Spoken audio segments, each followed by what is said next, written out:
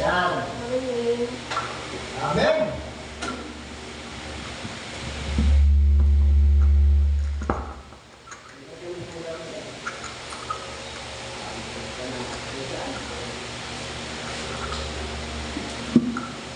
Ayan, isang mapagpahalang umaga po muli sa ating lahat. Oras na naman po upang purihin natin ang ating Panginoon.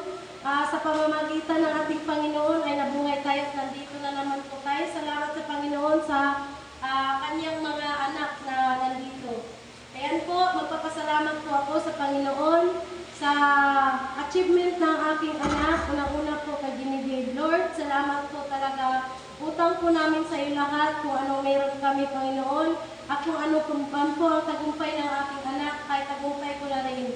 Proud na proud po ako at naging number 1 po si Genevieve sa overall ng grade 10.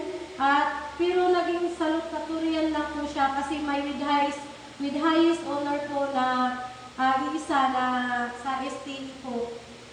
Pero nagpapasalamat po ako kasi nalamangan po ni Genevieve yung STE na sumunod doon sa highest honor. Kaya, Lord, salamat po talaga. Talagang napaka-proud po namin sa anak namin na Genevieve. Naway pagpalain mo siya palagi, Panginoon, at bigyan mo pa siya ng maraming opportunity sa kanyang buhay na darating pa. At ito po ay magtatapos na po siya ngayong grade 10. Kasabak na naman po siya sa 11 and 12. Naway, magtagumpay po ang aking anak. Ilang years na lang po ang bibilangin namin. 6 years na lang. Umaawa ang Panginoong Diyos na pagkatsagaan. Ayun po, ganoon na rin po kay MJ. Salamat din po, Lord. At pinagpatuloy rin niya ang pagpapala kay MJ sa kanyang mga grades, Panginoon. Iyon lang po. Ako po, proud na proud po talaga ako kasi hindi ko po kasi naranasan yung mga bagay na yan na mag-aral. Naranasan ko man ngayon pero hindi po talaga, kumbaga pinagpatuloy ko lang. Pero napakahalaga po talaga na meron tayong pinag-aralan kasi kapag wala po, naranasan ko na po na nakakapaka ng tao.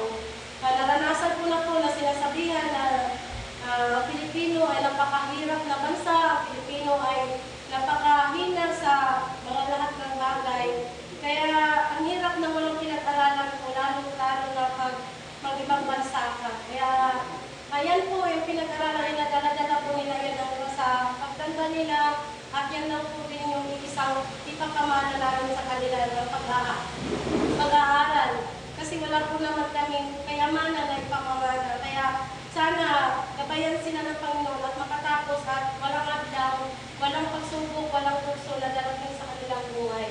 Ayan lang po, salamat din sa buhay ni Ashana at sa akin at pinagaling kami. Nung nakaraang araw po, dalawa kami ni Ashana na may trangkaso. Kaya ganito din po yung boses ko kasi talagang may trangkaso po kami dalawa. Pero nung nakaraang araw pa lang, gumaling na po kami. Mga isang araw lang po kami nagkasakit. Kaya Lord, salamat po talaga sa biyaya, ganun na rin sa aking pamilya, kina mama, sa mga lahat ng kapatid ko, lagi kong pinapanalangin na sana okay kami lahat. Yan lang po, salamat Panginoon, ulihin ka sa aming buhay. Meron po ako verse 13-15. Therefore, let us offer the sacrifice of praise to God continually, that is the fruit of our lips, giving thanks to His name. Po, sa Kanya lang po na hanggang papuri nito. Kung sino pa po ay nakahanda po ang ating pagpito upang